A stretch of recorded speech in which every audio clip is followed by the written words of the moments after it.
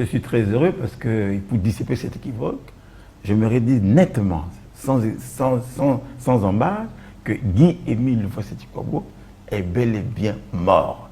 Ça, je crois que c'est un point final là-dessus. Maintenant, peut-être le reste, c'est les conséquences de cette mort. Elles sont heureuses ou malheureuses. Ça, c'est à vous de... On aura l'occasion de revenir, mais vous savez, en matière de télévision, l'actualité prime sur tout ce qui peut se faire. Alors, l'actualité de l'association Nous Allons Amour, c'est donc la réhabilitation du récépissé 884-83. Vous savez, l'association Nous Allons Amour a évolué pendant un bout de temps avec 2 récépissés. On nous a parlé du 004 de 2015. Et il y avait donc l'ancien, le vieux récépissé, celui de l'année 83, qui vient d'être réhabilité par le ministère de l'Intérieur. Quelles sont vos impressions par rapport à cette nouvelle? Ben non, elles sont bonnes, c'est tout à fait normal. Il faut qu'on respecte ce que le président fondateur avait dit. Donc je crois que cette réhabilitation est tout à fait normale. Et donc, quand on parle de récépissé 880, quelle est la particularité de ce récépissé? Pourquoi vous avez donc rejeté le tout nouveau récépissé, le 004, pour donc préférer s'accrocher à la vieillesse? Passez-moi le terme. D'abord parce que c'est conforme à la volonté du président fondateur. Secondement, il n'est pas autorisé à quiconque de modifier cela. Donc c'est tout à fait normal. Et puis, il s'agit d'une association à caractère spirituel. Donc, en raison de tout cela, moi, je pense qu'il va falloir respecter les directives ou bien, disons, les idées même du président fondateur qui voulait que son association reste une association à caractère spirituel. Mais non, on nous dit, parce que je suis quand même journaliste, comprenez que j'ai le devoir d'aller vers l'information, j'ai le devoir de me cultiver, c'est un devoir sacro-saint, comme j'aime à le dire. Alors, on nous dit que Lévin Zingué serait un acteur majeur à l'époque pour donc l'acquisition de ce récépissé-là. Vous pouvez nous faire un bref aperçu de cette épopée, si on peut l'appeler ainsi? Oui, merci, monsieur le journaliste, mais vous êtes bien renseigné, hein. En tout cas, l'association Nous Allons au départ, c'était d'abord un ensemble traditionnel. Et comme il y avait un nombre impressionnant des frères et sœurs, on est passé de l'étape de ensemble traditionnel à association. Mais il fallait quand même préciser que cette association se caractérisait par des frères et sœurs qui appartenaient à plusieurs dénominations. Il y avait les catholiques, les protestants, les salutistes, etc. C'est bien qu'au niveau, disons, du ministère de l'Intérieur, il y avait une question qui se posait. Finalement, dans quelle rubrique on va vous mettre? Puisqu'il y a des catholiques parmi vous, des protestants et tout.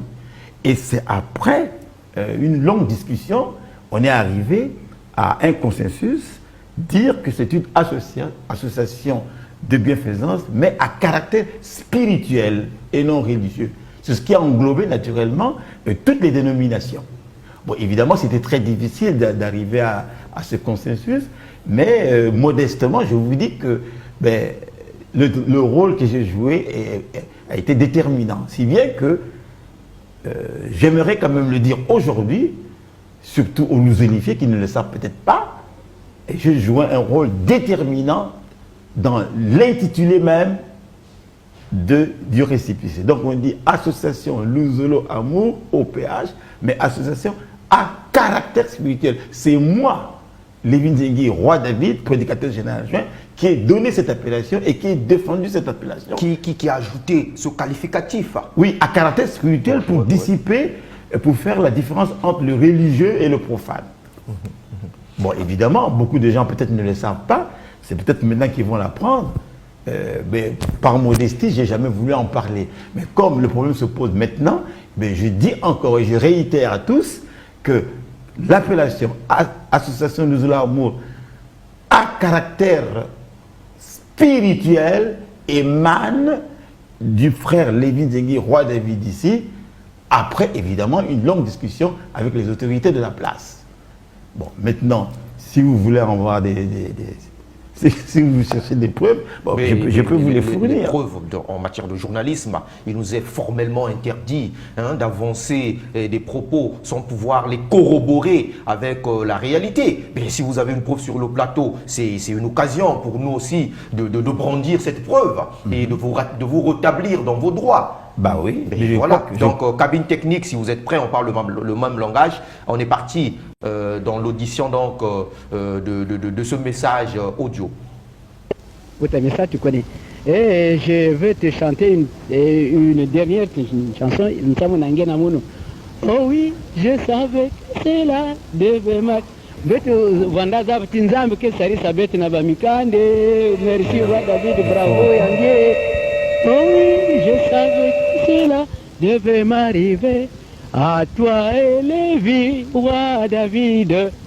Et moi qui étais dans ça, il n'a parce que mais réussir quand même, ça m'a issu, ça m'a basika, ça m'a kuzava mikanda ina, wapi yawe ni association de Moumé Balo la Diaka Namanima.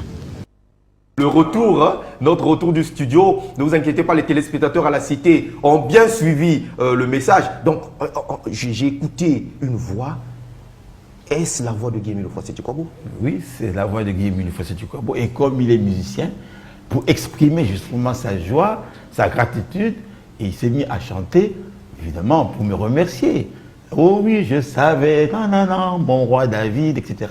Oui. Mais non, monsieur Lévin-Zenghi, quelles sont les exigences de ce récépissé? Parce que le récépissé ne tombe pas du ciel, ce sont les textes qui font le récépissé. Sinon, le récépissé, c'est l'aboutissement d'une longue procédure.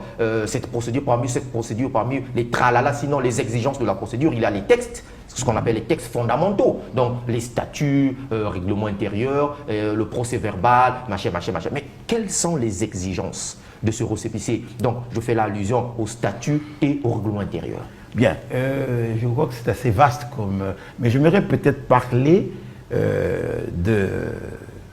d'une décision ou bien d'une information selon laquelle le président fondateur de l'association Lozolo Amour au PH est le seul organe de décision. Ça c'est écrit noir sur blanc dans votre règlement intérieur. Noir sur blanc.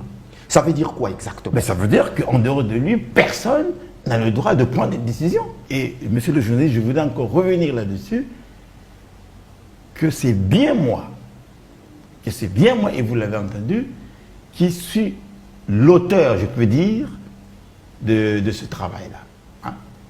Parce que s'il s'est mis à chanter, à me remercier, c'est parce qu'il a bien suivi tout le travail que j'ai fait par rapport à ça. Donc, sans trop insister, je veux vous dire que tous ceux-là qui désobéissent justement au règlement intérieur ou bien aux directives du président fondateur, ben, ils ont affaire à moi directement. Parce que c'est quand même moi qui écris. Et si nous avons l'appellation Association Lozolo à caractère spirituel, ça vient de moi. Et lui-même, Guy Emile Ofossé-Tukwabo, est d'accord avec cela. Donc, puisqu'il est le président fondateur, il est forcément le chef suprême.